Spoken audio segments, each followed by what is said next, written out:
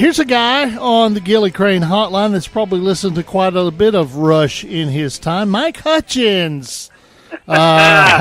We're from the Daily Messenger in, where is the Daily Messenger? Union City? That'd be Union City, Tennessee. Union City, Tennessee. Is that in Tennessee? That's such a just far. barely about 8 miles from the Kentucky line, brother. And probably about 15 from the Missouri line. You're way, way up there. But you can't get there from Manchester, trust me. you guys play a little of that tackle football up there, and Union City got a big win tonight over Peabody. I watched this game, following it on Twitter. Of course, not you on Twitter, but following on Twitter. But a really, really intriguing matchup, and it always seems like Union City and Peabody tangle this time of year, don't they? It does, Dennis, and it's the second time this season they've played. Union City won back in week 3, 14-7. 21-14. They rallied from a 2-touchdown deficit in the first half. Peabody scored first tonight, and Union City scored 21 unanswered to go up 21-7, and then held on 28-21. It's the second time in 3 years the two have played in the postseason. Back in 2015, Peabody ended Union City's 38-game winning streak and bid for a third consecutive state championship with a 28-24 upset. So you can imagine that this one's circled for Union City, and a lot of emotion on both sides of the field. Yeah, and it's always when these two teams tangle, it's always special. I was on another radio station earlier this week, and I said that they would have the field painted purple up at Union City, but I saw a picture. They didn't paint it purple this year. No, it's painted green, though, this year. That weather, I'd like to take a bucket of shag balls out in the end zone and hit a 9-iron for a little bit. But we did put a little paint on the field here, and again, it really looked nice. The facilities here in Union City are just top of the line, field of the year, and then some national publications. Grass do a great job there, but they've held off on the purple paint this year. I think maybe some complaints from some opponents that really had trouble getting it out of those white pants when they came up here to play the Tornado. Wah. If they need to get a better seating, they make Union City travel, or stay off their tails and their knees. One of the two. Easy, Big Tiger. I know that you kind of cover all of Western Tennessee. You're an expert on everybody from Adamsville to Champaign, Illinois, I think.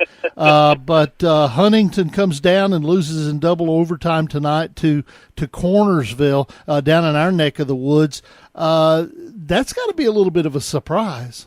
Yeah, I think so, and I think it's the Huntington team, Dennis, that was not tested all season except for the 39-36 win over Waverly back earlier in the year, and they just ran roughshod over folks. And a lot of their starters, I don't think, played half a game in the last 3 or 4 weeks of the season. Obviously had some good lopsided wins in the first part of the postseason. And, Cornersville's got one of those special teams that does not come along often. And, a lot of great kids, a lot of momentum, and I'm sure a wonderful atmosphere there tonight in Cornersville. Haywood defeats Crockett County 49-21. I guess that's maybe since they were the number 1 seed out of Region 7. Both of those Region 7s are tough, aren't they? Yeah, they really are. And I had a chance to see Haywood at the end of the regular season against O'Brien, and they just have so many playmakers on the flanks and the edges. They run the ball so well with the Courtney Reed, just electrifying. They had an outstanding quarterback in Tillman McCray. He's a 3-year starter. He runs it well. He throws it well. He had a 99-yard run last week against O'Brien in round 2 of the playoffs. And this was a rematch as well of a regular season game that Haywood won 63-35. And again, maybe a little bit closer than that in the regular season. They had a couple of touchdowns late that kind of made the margin get out of hand a little bit.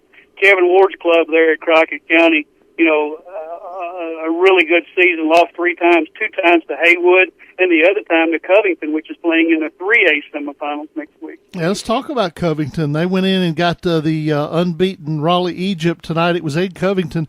Raleigh Egypt supposedly had a great tailback. Not supposedly, they had a great tailback, and it was a kind of a nip and tucker there early. But then I think in the second half, it appeared that Covington kind of just manhandled them. Yeah, they run the wing tee forever under Marty Wheeler down there at Covington, and his new offensive coordinator, J.R. Kirby, back, and he's an option guy, a veer midline guy, and they've been trying to incorporate a little bit of both, and they've got some good talent in the backfield. And, those two schemes are so very difficult to defend, and they're almost polar opposites. You got to find the football against the wing T, and, against veer midline, it's just such a very physical type offense, something that Union City has run for the 10 years that Darren Bolden's been here and obviously had great success. Covington has followed that game plan. They've won 12 in a row now.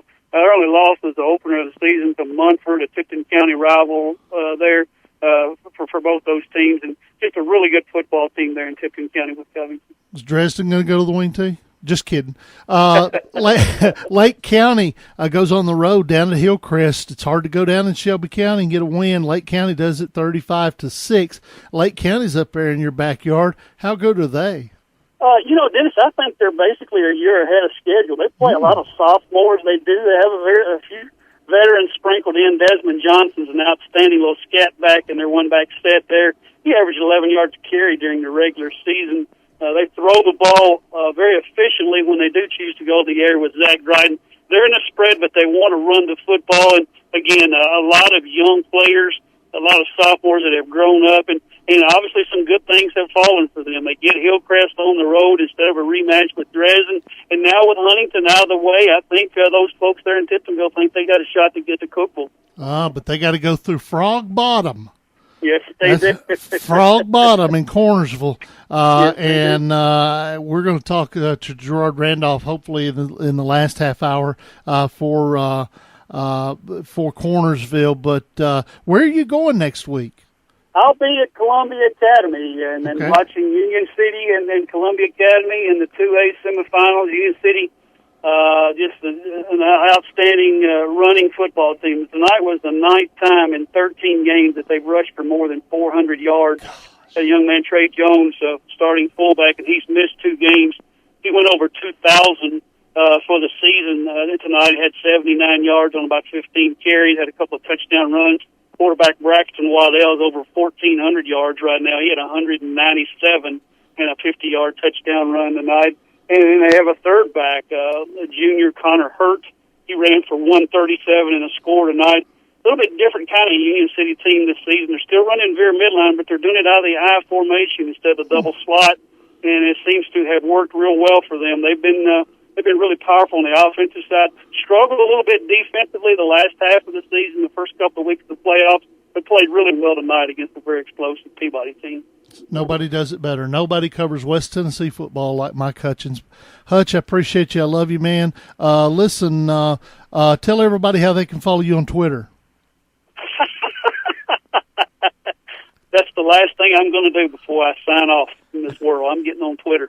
Hey, I'm glad to see that you didn't sign off this summer. Take care of yourself. I'll see you in Cookville. Great to hear from you, brother. Look forward to seeing you. All right, it is Mike Hutchens joining us on the Friday Night Thunder Scoreboard Show. We take a break for our stations on the Friday Night Thunder Radio Network.